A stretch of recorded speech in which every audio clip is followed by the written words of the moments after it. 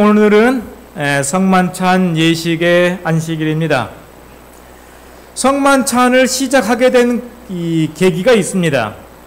이 성만찬은 예수님께서 세우신 그러한 제도인데요. 고린도전서 11장 23절 내가 너에게 전한 것은 주께 받은 것이니 곧 주 예수께서 잡히시던 밤에 떡을 가지사 축사하시고 떼어 가라사대 이것은 너희를 위하는 내 몸이니 이것을 행하여 나를 기념하라 하시고 식후에 또한 이와 같이 잔을 가지시고 가라사대 이 잔은 내 피로 세운 새 언약이니 이것을 행하여 마실 때마다 나를 기념하라 하셨으니 너희가 이 떡을 먹으며 이 잔을 마실 때마다 주의 죽으심을 오실 때까지 전하는 것이니라. 예수님께서 두 번이나 이것을 행하여 나를 기념하라, 이것을 행하여 마실 때마다 나를 기념하라 라고 말씀하고 있습니다. 그래서 예수님께서 이 성만찬 예식을 제정하셨는데 성만찬 예식의 원형은 유월절입니다. 유월절은 애굽의 속박에서 이스라엘이 구원받은 기념으로 세워진 것이었습니다. 그래서 자손들이 이거 왜 해요? 라고 물어보면은 그 이유에 대해서 설명하도록 해야만 했습니다. 그래서 이렇게 함으로 경이로운 구원은 모든 사람의 마음에 새롭게 간직될 것이다.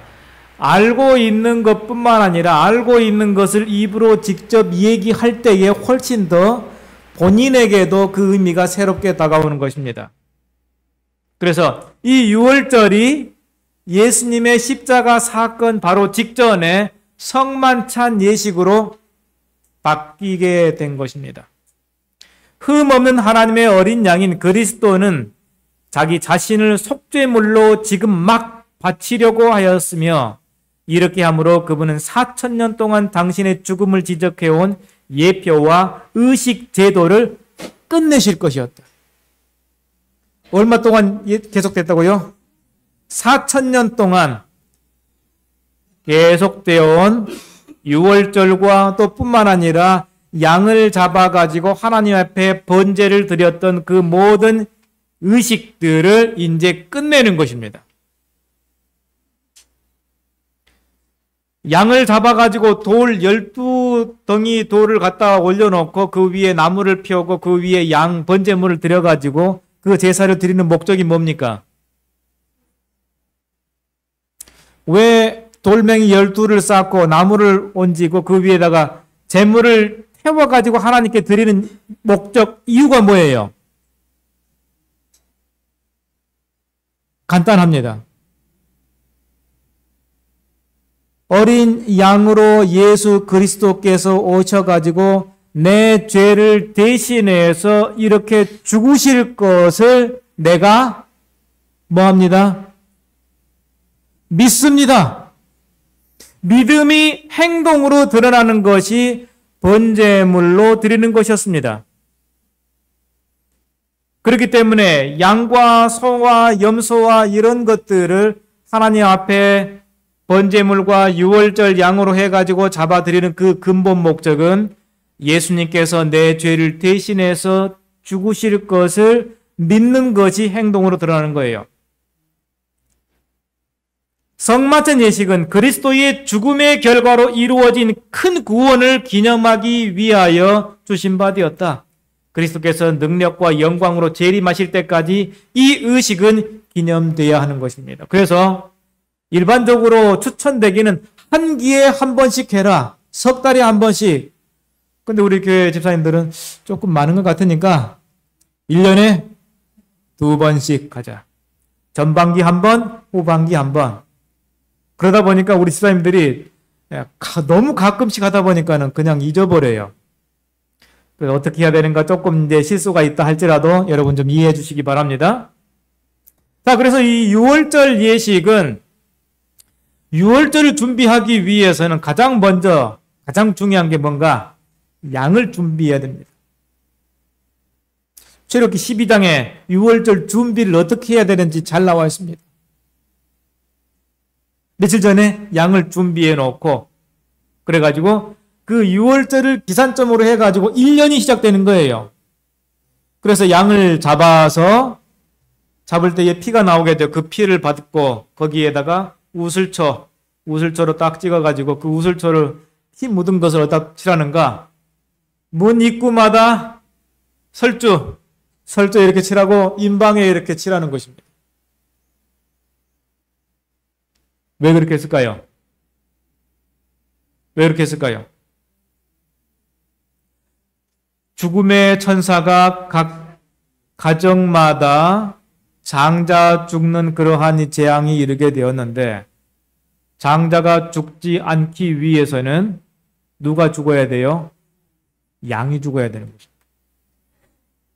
그래서 양이 죽었다, 예수 그리스도께서 대신 죽었다라고 하는 그 표를 하기 위해서 문 양쪽 설주와 임방에 피를 칠했습니다. 그 다음에 죽은 그 양을 불에다가 구워서 먹었습니다. 구워 먹을 때에 여러분 바비큐 하십니까? 먹을 때 어떻게 하는가? 허리에 허리띠를 띠고 발에 신을 신고 손에 지팡이를 잡고 급히 먹으라는 것입니다.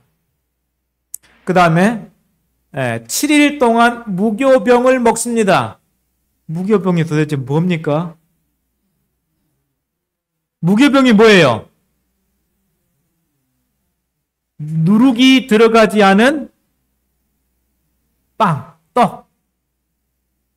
떡병자입니다. 무교 하니까는 이 이스트라고 하면은 이해가기가 쉽겠죠. 이스트가 들어가지 않은 빵은 어떨까요? 딱딱하죠. 크게 하면은 잘 되지 않기 때문에 얇게 만들었습니다. 그래 7일 동안 무교병을 먹었습니다.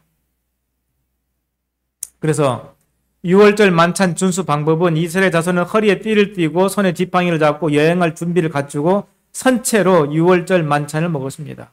그들이 예식을 지킨 방법은 그들의 입장에 합당한 것이었는데 그 까닭은 그들이 애굽 땅에서 쫓겨나 광야를 통하여 고통스럽고 어려운 여행을 시작하려고 하였기 때문이었습니다. 당장 이제 출발해야 되는 것입니다. 그런데 성만찬 예식은 달랐어요. 성만찬 예식도 허리에 띠를 띠고 발에 신을 신고 해가지고 지팡이를 잡고서 음식을 먹는 게 아니라 그들에게 주어진 안락한 생활에 맞추어진 백성들은 기대어 앉은 채로 6월절 만찬을 들었다. 식탁 주위에는 긴 의자들이 놓여 있어서 손님들은 왼팔을 의자에 걸치고 바른 손은 먹기에 자유스럽게 하도록 그런 자세로 앉았다. 이런 자세로서 손님은 자기 머리가 옆에 앉은 사람의 가슴에까지 닿을 수 있었다. 그리고 바른 의자의 바깥으로 나오게 되어 사람이 좌석 바깥을 돌아가면서 씻을 수 있게 되었다. 의자가 어떻다고요? 길다고요. 우리 앉아있는 이런 의자 긴 게 아닙니다. 흔히 성만찬 그 성화를 보면은 이렇게 해놨는데 이렇게 생긴 게 아니에요. 제대로 된 그림을 제가 가져왔습니다. 이렇게 생겼습니다. 와. 여러분 그림 처음 보셨습니까? 네. 엎드려가지고 이렇게 옆으로 이렇게 딱 기대가지고서 누워있는 것입니다. 6월절 절기에 쓰던 누룩 없는 떡은 그리스도 앞에 놓여 있었다. 발효되지 않은 6월절 포도즙이 식탁에 있었다. 그리스도께서는 이 떡과 포도즙을 흠없는 희생 제물인 자신을 나타내시는 데 사용하셨다. 죄와 죽음을 상징하는 발효로 부패되지 않은 것만이 흠없고 점없는 어린 양을 대표할 수 있었기 때문에 이 무교병, 발효가 되지 않은 떡과 그 다음에 발효되지 않은 포도즙을 자기 자신을 나타내는 데 사용하신 것입니다. 그러면은 특별하게 이런 식으로 그때의 식사를 했는가? 아니요. 그때 당시 다 이렇게 밥 먹고 살았습니다. 오, 의외죠? 이때의 사람들이 좀 잘 먹고 잘 산다라고 하는 사람들은요, 이렇게 긴 의자, 그러니까는 여기 그 쿠션도 놓고 해가지고 이렇게 기대서 발이 긴 의자라고 하기엔 그렇고요. 평상 3명 정도 이것이 기대가지고 앉은 그러한 모습, 기대가지고서 앉아가지고, 그러다 보니까 당연히 내가 옆으로 왼쪽으로 딱 기대고 앉아있으면은 앞에 있는 사람은 내 어디에 있어요? 내 가슴 앞에 있는 것입니다. 그렇게 누가 누워있는가? 요한이 그렇게 누워있게 된 것입니다. 그래가지고 사람들은 사이사이 왔다 갔다 하면서 필요한 것들을 더 제공하는 그러한 일을 했습니다. 성만찬 예식을 이와 비슷한 그러한 모습으로 한 것이었어요. 자, 그래서 성만찬 예식을 참석하기 위해서는 발을 씻어야 됐습니다. 뭘 해야 됐다고요? 발을 씻어야 돼요. 이 종들이 와가지고 저 평상 바깥으로 발이 나가 있으면은 종들이 돌아다니면서 세숫대야 수건해가지고 발을 이렇게 씻겨주고 또 씻겨주고 그렇게 했는데 다들 그렇게 누워있다 보니까는 누가 없어요?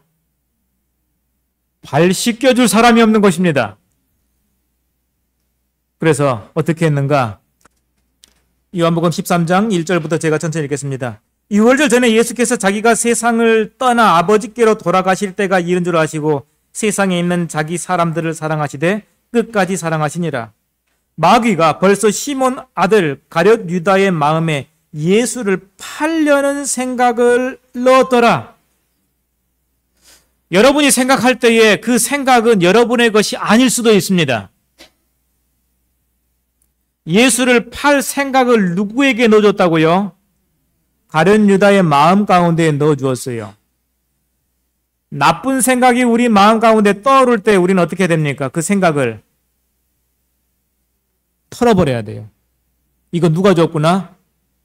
사단 마귀가 줬구나 해가지고 털어버린, 누구 비방하고 비판하고 싶은 그러한 생각과 마음이 있으면 우리는 뭐 해야 돼요? 털어내버려야 되는 것입니다. 3절, 저녁 먹는 중 예수는 아버지께서 모든 것을 자기 손에 맡기신 것과 또 자기가 하나님께로부터 오셨다가 하나님께로 돌아가실 것을 아시고 저녁 잡수시던 자리에서 일어나 겉옷을 벗고 수건을 가져다가 허리에 두르시고 이에 대야에 물을 떠서 제자들의 발을 씻으시며 그 두르신 수건으로 닦기를 시작하여 시몬 베드로에게 이르시니 베드로가 이르되 주여 주께서 내 발을 씻으시나이까? 예수께서 대답하여 이르시되 내가 하는 것을 내가 지금은 알지 못하나 이후에는 알리라. 베드로가 이르되 내 발을 절대로 씻지 못하시리이다. 예수께 대답하시되 내가 너를 씻어주지 아니하면 내가 나와 상관이 없느니라. 시몬 베드로가 이르되 주여 내 발뿐 아니라 내 손과 머리도 씻어 주옵소서. 예수께서 이르시되 이미 목욕한 자는 발밖에 씻을 필요가 없느니라. 온 몸이 깨끗하니라. 너희가 깨끗하나 다는 아니니라 하시니. 왜 다는 아니라고 했을까요? 이는 자기를 팔 자가 누구인지 아심이라. 우리의 마음 가운데에 나쁜 마음을 가지고 있으면 우리는 어떤 사람이 돼요? 깨끗하지 않은 사람이 되는 것입니다. 다 깨끗하지 않다. 그들의 발을 씻은 후에 옷을 입으시고 다시 앉아 그들에게 이르시되 내가 너희에게 행한 것을 너희가 아느냐? 너희가 나를 선생이라 또는 주라 하는 너희 말이 옳도다. 내가 그러하다. 14절 같이 읽겠습니다. 시작. 내가 주와 또는 선생이 되어 너희 발을 씻었으니 너희도 서로 발을 씻어주는 것이 옳으니라. 15절까지 시작. 내가 너희에게 행한 것 같이 너희도 행하게 하려 하여 본을 보였노라. 예수님께서 우리에게 본을 보여주셨습니다. 그래서 이제 성만찬 예식에 딱 참석할 준비가 세팅된 거예요. 우리도 성만찬 예식하기 위해서는 뭘 해야 되는가? 서로 발을 씻겨주라고 예수님께서 명령했기 때문에 너희도 서로 발을 씻기라고 그랬습니다. 그러면 성만찬 예식에 누가 참석할 수 있을까요? 장로들은 참석하고 집사들은 다 빠져. 이거 없습니다. 참석 자격은 뭐예요? 누구나 참석할 수 있습니다. 그리스도의 모범은 성만찬 예식에 사람들을 제외시키는 것을 금하십니다. 공개된 죄로 인한 죄 지은 자가 제외되는 것은 사실이다. 성령께서 이것을 분명히 가르치신다. 그러나 이 세상은 아무도 판단해서는 되어 안 되는 것입니다. 하나님께서는 누구를 이 경우에 참석시킬 것인가를 말하는 것을 사람들에게 맡기지 않았습니다. 그러니까는 저 사람 오늘 처음 교회 왔는데 성만찬 예식 참석시켜요 말아요? 하기를 원하면 해야 되는 것입니다. 아멘. 하기를 원하면은 기꺼이 같이 참석하는 것입니다. 그런데 이 성만찬 예식에 하나님의 사자가 참석할 뿐만 아니라 사단의 사자도 동시에 참석합니다. 신자들이 이 의식을 하려고 모일 때 인간의 눈에 보이지 않는 사자들이 함께 참석합니다. 회중 가운데 유다와 같은 자도 있을 수 있다. 만일 그럴 경우 흑암의 왕에게서 보냄을 받은 사자들이 그곳에 있게 되는데 그 이유는 그들이 성령의 인도하심을 거절하는 모든 자들에게 시중드는 까닭이다. 그래가지고 성만찬 예식 분위기를 탁 깨버려요. 성만찬 예식만 끝나고 나면은 마음 가운데 생각해보니까 괘씸해. 기분 나쁘고 그 생각이 자꾸 떠오를 수 있습니다. 그래가지고 성만찬 예식하고 나서 교회에서 그냥 막 큰 소리가 막 나고 막 안 좋은 얘기하고 이것은 다 누가 하는 것이다? 사단이 사람의 마음을 격동시켜가지고서 이렇게 되는 것입니다. 오늘 그런 분이 계신가 안 계신가 잘 보겠습니다. 제가. 그런 사람 보면 어떻게 될까요? 불쌍히 얘기해야 되는 것입니다. 하늘의 천사들도 역시 참석한다. 눈에 보이지 않는 이 방문객들은 이런 때에는 언제든지 참석합니다. 조금 있으면 성만찬 예식을 시작할 거예요. 그런데 하늘의 천사가 이 자리에 참석하는 것입니다. 그래서 이 성만찬 예식을 하면서 예수님께서 재림할 때까지 이 성만찬 예식을 하라고 말씀했습니다. 그래서 예수님께서 말씀하시기를 성만찬 예식의 가장 근본된 이 핵심은 뭔가? 예수님의 영생을 우리의 것으로 삼는 것입니다. 아멘. 예수님께서 십자가에 죽는 이유는 딱 하나예요. 우리에게 뭘 주기 위해서? 영생을 주기 위해서 십자가에 죽는 것입니다. 우리의 영적 생활에 하나님의 말씀은 얼마나 더욱 그러한가? 예수께서 내 살을 먹고 내 피를 마시는 자는 영생을 가졌다라고 선언하십니다. 우리를 위하여 갈바리의 십자가 위에서 버리신 생명을 받아들임으로 우리는 거룩한 생애를 살 수 있습니다. 아멘. 노란 글씨 읽겠습니다. 시작. 그분의 말씀을 받아들이고 그분이 명하신 일을 행함으로 우리는 이 생명을 받아들이는 것입니다. 예수님께서 말씀하신 거예요. 내 살을 먹고 내 피 마시는 자는 영생을 가졌다라고 하는 것을 받아들이고 그 명하신 일, 이 성만찬 예식을 행함으로 우리는 영생이 우리의 것이 되는 거예요. 아멘. 그러니까 성만찬 예식이 얼마나 중요합니까? 말로 상상할 수 없는 것입니다, 여러분. 그래서 영생을 얻는 가장 중요한 것. 저희가 먹을 때에 예수께서 떡을 가지사 축사하시고 떼어 제자들에게 주시며 가라사대 받아 먹으라 이것이 내 몸이라 하시고 또 잔을 가지사 살해하시고 저에게 주시며 가라사대 너희가 다 이것을 마시라 이것은 죄사함을 얻게 하려고 많은 사람을 위하여 흘리는 바 나의 피 곧 언약의 피니라.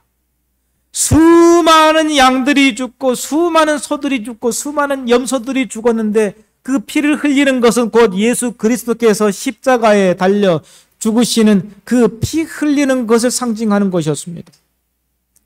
예수님께서 이렇게 십자가에 달려 죽으실 것을 구약시대에 예수님을 만나지 못했던 사람들은 이렇게 죽으실 것을 믿음으로 구원받은 거예요. 지금은 안 해요. 뭘 안 해요? 제사, 양이나 소나 염소를 잡아가지고 제사를 드리지 않습니다. 그것 대신에 예수님께서 뭘 주셨다고요? 성만찬 예식을 주신 것입니다. 성만찬 예식은 뜻이 뭡니까? 구약시대에 양과 염소를 잡아가지고 하나님 앞에 제물로 드린 것과 똑같은 의미가 그 안에 들어있는 것입니다. 2000년 전에 예수님께서 내 죄를 대신해서 죽으신 것을 그 말씀을 내 마음속에 받아들이고 예수님께서 명하신 것을 우리가 행할 때에 영생이 우리의 것이 되는 것입니다.